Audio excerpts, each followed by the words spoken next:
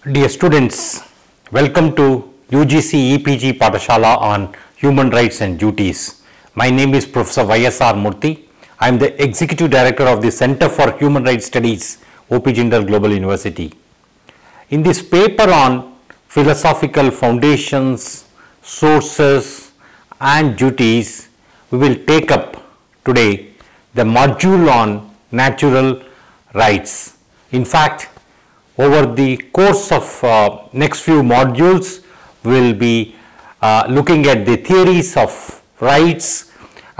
We have covered the development of human rights since ancient times, and we looked at the various milestones in the development of human rights, including Magna Carta, the Dutch Declaration of Independence, the Glorious Revolution, and also the French Revolution and the Declaration on the Rights of Man and Citizen, as well as the American War of Independence and the American Declaration.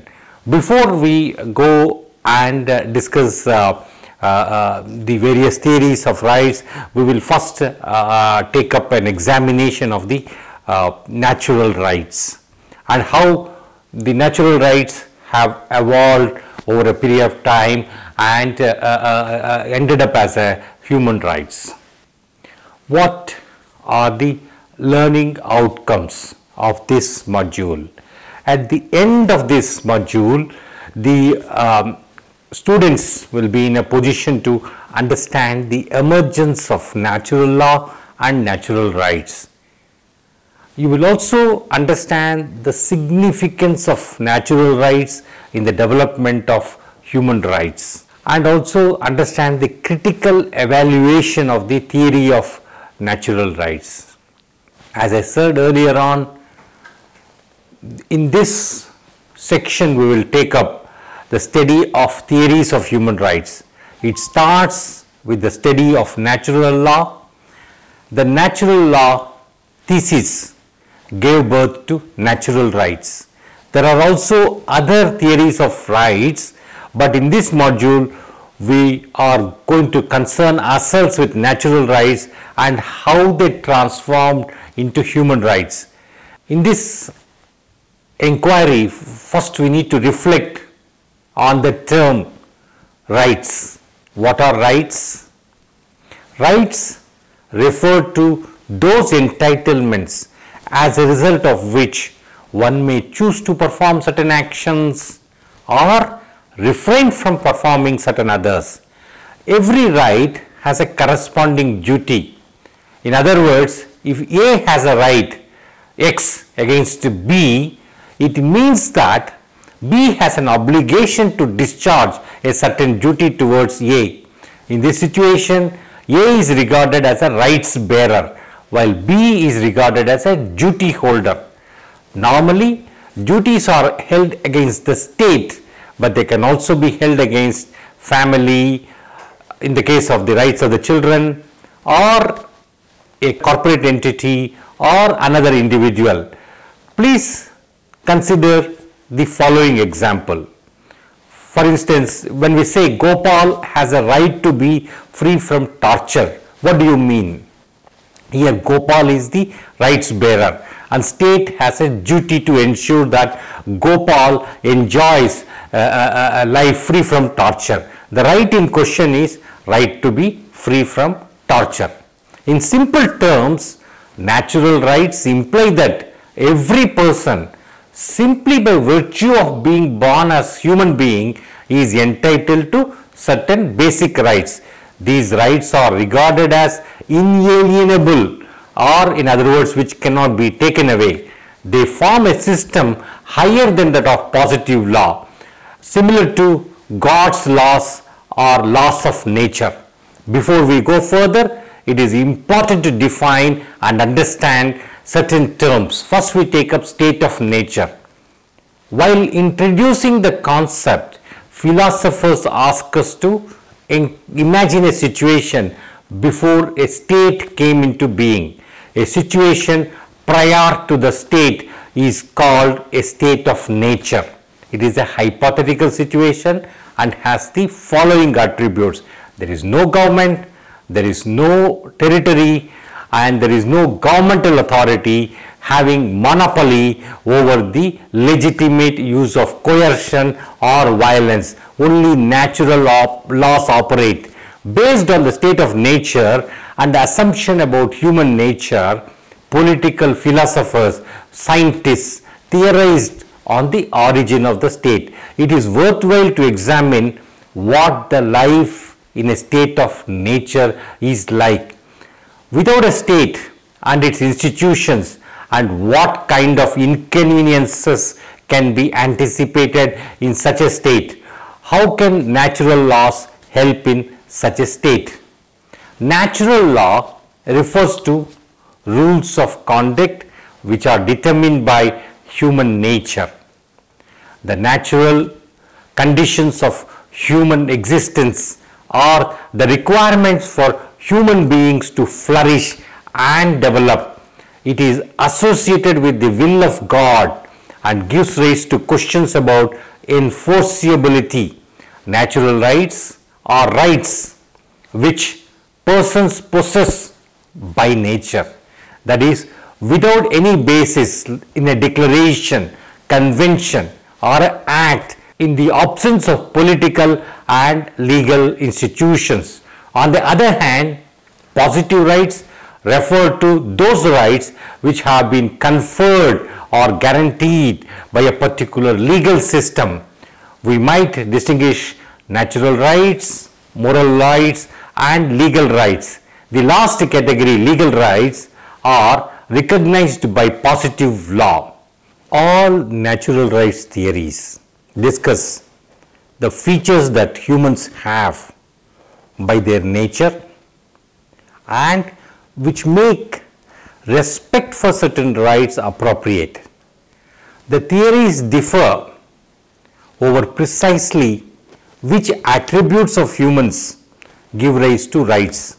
Although non-religious theories tend to fix upon the same sorts of attributes described in more or less metaphysical or moralized terms like free will, rationality, autonomy, or the ability to regulate one's life in accordance with one's chosen conception of the good life.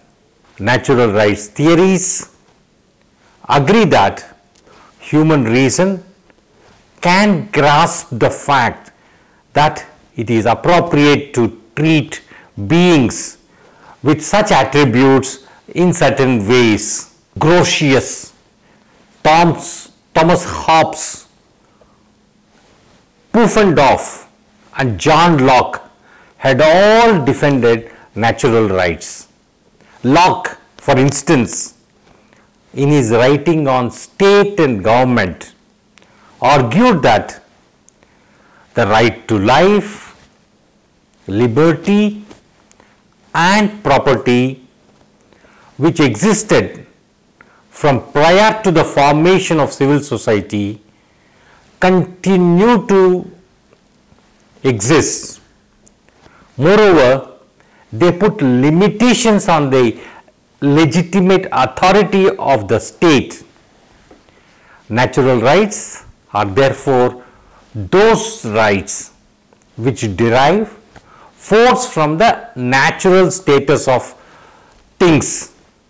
That is, all men are born free, that every human being is equal without any artificial superimpositions like a society. It is the human nature that determines this status.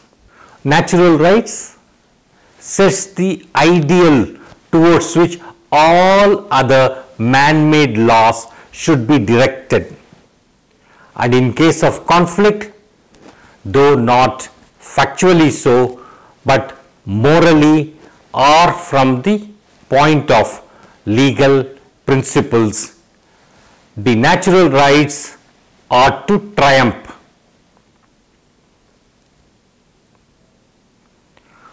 Which rights can be classified as natural rights is not a question which can be easily answered. Logically, human beings being rational, those rights which can be discovered through rationality should be treated as natural rights. The power to think and reason is the defining characteristic of all human beings, which essentially differentiates them from the other living beings. Maritain enumerates a list of 9 natural rights, which includes the rights to life, liberty and property, the right to pursue religion of one's choice, the right to marry and raise a family, and the right to be treated as a person with dignity. There are different theories of natural rights. There are discussions of natural rights sometimes distinguish between objective rights and subjective rights. These are mentioned in the e-text in detail. What is the relationship between natural rights on the one hand and the human rights on the other? Human rights are those universal rights that are possessed by all human beings, both in the state of nature and in other non-natural states, and whose justifications are not merely conventional, that is, independent of and prior to law and society. These rights are innate and therefore cannot be lost either through renunciation or alienation or by forfeiture or by prescription, etc. The moral appeal of human rights lies in the idea that every person in the world, irrespective of an empowering legislation, possesses certain basic rights like freedom of expression, right to life and liberty, right against non-discrimination, etc., which others ought to uphold and respect. You look at the US Declaration of Independence of 1776, the French Declaration of the Rights of Man and Citizen of 1789, the Universal Declaration of Human Rights of 1948, and there are many other charters and treaties. They all echo natural laws. Now we will see this assertion in greater detail. First, let us take up French Declaration of the Rights of Man and of the Citizen. It was inspired by the philosophical foundations of enlightenment, such as individualism, the general will, the social contract, and the like. The declaration embodies the ideals of democracy, rule of law, equality, universal brotherhood, and governmental accountability, towards which France pledged to struggle in the future. And if you see the preamble of the French Declaration, it says as follows, and I quote, "Believing that the ignorance, neglect, or contempt of the rights of man are the sole cause of public calamities and of the corruption of governments, have determined to set forth in a solemn declaration the natural, inalienable and sacred rights of man, simple and incontestable principles shall tend to the maintenance of the Constitution and to the happiness of all. Please mark the reference to the natural law. And if you look at Article 6 of the French Declaration, it says men are born and remain free and equal in rights. Social distinctions may be founded only upon the general good. And it further says the aim of all political association is the preservation of the natural and imprescriptible rights of man. These rights are liberty, property, security and resistance to oppression. Article 4 of the French Declaration asserts that liberty consists in the freedom to do everything which injures no one else. Hence, the exercise of the natural rights of each man has no limits excepting those which assure to the other members of the society the enjoyment of the same rights.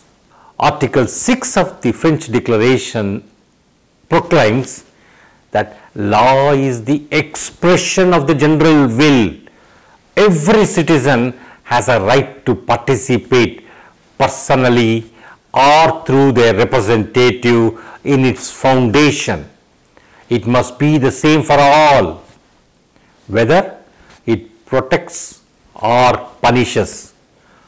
All citizens, being equal in the eyes of the law, are equally eligible to all dignities and to all public positions and occupations according to their abilities and without distinction except that of their virtues and talents. I request students to check Articles 8, 10, 11, 16 and 17 of the French Declaration and see their connections to the natural rights and how they assert natural law, how they assert natural rights. Now let us turn our attention to the US Declaration of Independence of 1776. The US Declaration was the culmination of a series of issues against British colonial policies and including the principles of statehood, self-determination, effective governance and representative democracy. And the US Declaration appeal made to the opinion of mankind and those of nature's laws and of God. And if you look at the text of the US Declaration, it says, I quote, "When in the course of human events it becomes necessary for one people to dissolve the political bands which have connected them with another and to assume among the powers of the earth the separate and equal station to which the laws of nature and of nature's God entitle them, a decent respect to the opinions of mankind requires that they should declare the causes which impel them to the separation." And the American Declaration further asserts that we hold these truths to be self-evident, that all men are created equal, that they are endowed by their creator with certain unalienable rights, that among these are right to life, liberty and the pursuit of happiness. That to secure these rights, governments are instituted among men, deriving their just powers from the consent of the governed. That whenever any form of government becomes destructive of these ends, it is the right of the people to alter or to abolish it and to institute new government. When we carefully examine the above declaration, we see certain phrases like, we hold these truths as self-evident, inherent dignity, or references to God, etc. These are significant and they echo the principles of natural law and natural rights. Now let us turn our attention to the Universal Declaration of Human Rights of 1948. What does UDHR say?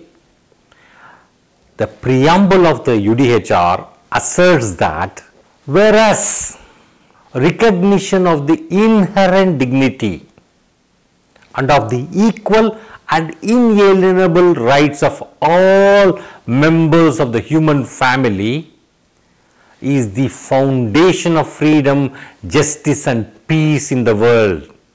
This is a very profound statement. The preamble further says, whereas disregard and contempt for human rights have resulted in barbarous acts which have outraged the conscience of mankind, whereas it is essential, if man is not to be compelled to have recourse as a last resort to rebellion against the tyranny and oppression, that human rights should be protected by the rule of law. And if you look at UDHR, there are a number of articles which assume significance and they echo principles of natural law and natural rights. Very first article, Article 1, proclaims that all human beings are born free and equal in dignity and rights. They are endowed with reason and conscience and should act towards one another in a spirit of brotherhood. Article 2, which asserts non-discrimination, says in the following words, everyone is entitled to all the rights and freedoms set forth in this declaration without distinction of any kind, such as race, color, sex, language, religion, political or other opinion, national or social origin, property, birth or other status. And if you look at Articles 3, 5, 6, 3 talks about right to life, 5 talks about right to be free from torture, 6, 12, 18, 19, 21 of UDHR, they all echo natural rights. As one can see, each of these articles has a relation with natural law or natural rights. Now let us look at critiques to the theory of natural rights. There is a utilitarian critique. What is utilitarianism? It refers to a system of ethics which is premised on the assertion that in order to be justified, normative appraisals must be shown to advance the general welfare of the society. That is, greater good for the greatest number of people. The probable consequence of every action must therefore be weighed, must be therefore be evaluated against the touchstone of whether the same furthers the common good or not.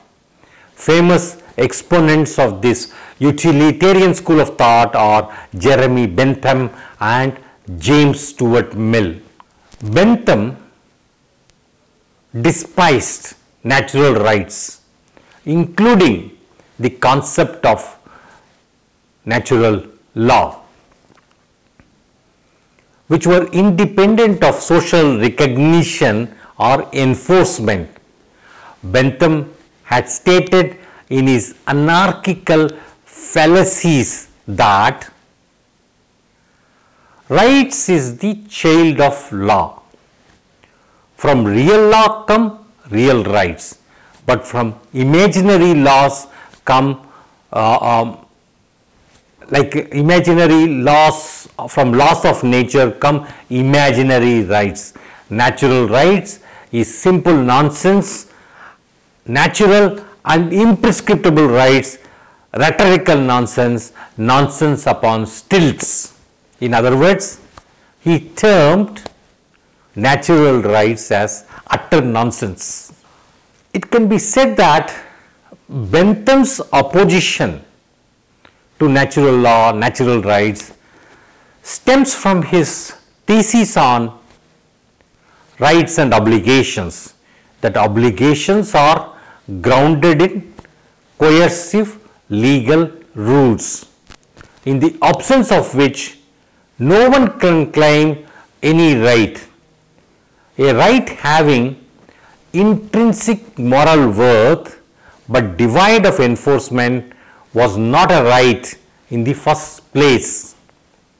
The utilitarian approach is inherently at odds with natural rights, which are more in the nature of moral obligations.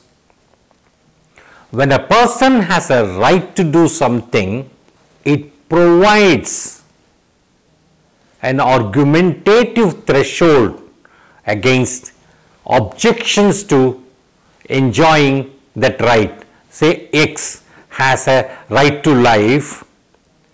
He did not show that his life is valuable or that keeping him alive advances the general welfare of the society.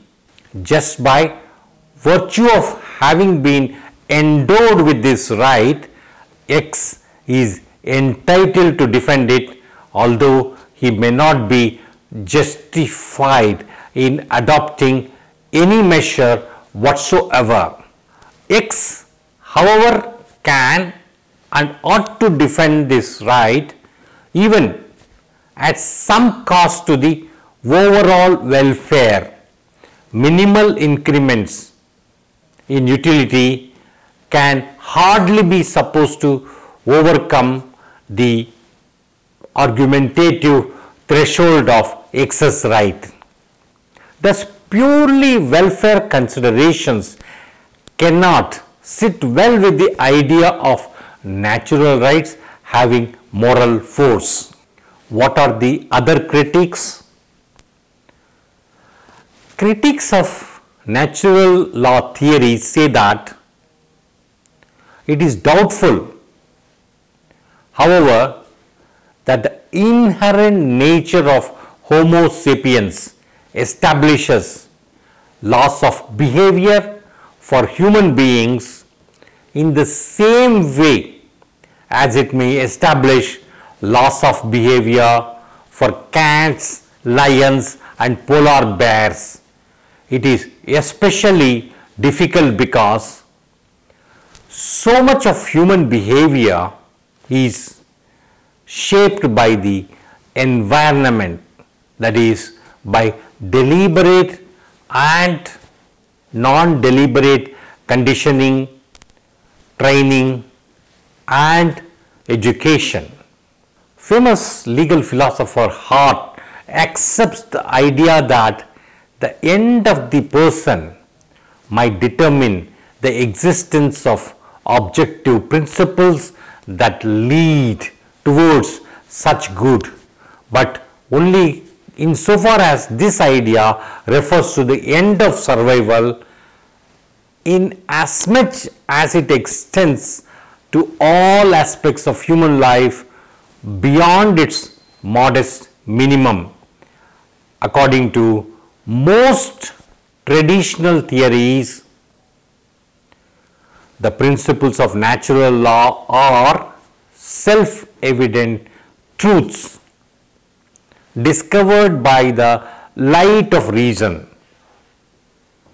Thomas, for example, argues that the basic principles of natural law are self-evident, at least to the wise, that is, to people who understand the meaning of terms used in stating the principles.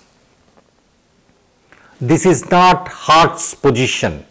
He argues that given certain simple truisms and the goal of self-preservation, certain minimal content of law is a natural necessity. He does not claim self-evidence even for the simple truisms, let alone for the minimal content of law. According to Hart, the minimal content of natural law may apply only to a small subgroup in a society. St. Thomas seems to believe that natural law, at least in principle, must apply to all men. Natural law theories conflict with both atheism and agnosticism. Atheism derives or denies the existence of a creator for the universe. This invariably goes against natural law, which holds that creator's existence has a purpose and that life must be aligned to that purpose. Therefore, the idea of purpose for life cannot be accepted without accepting the existence of a creator.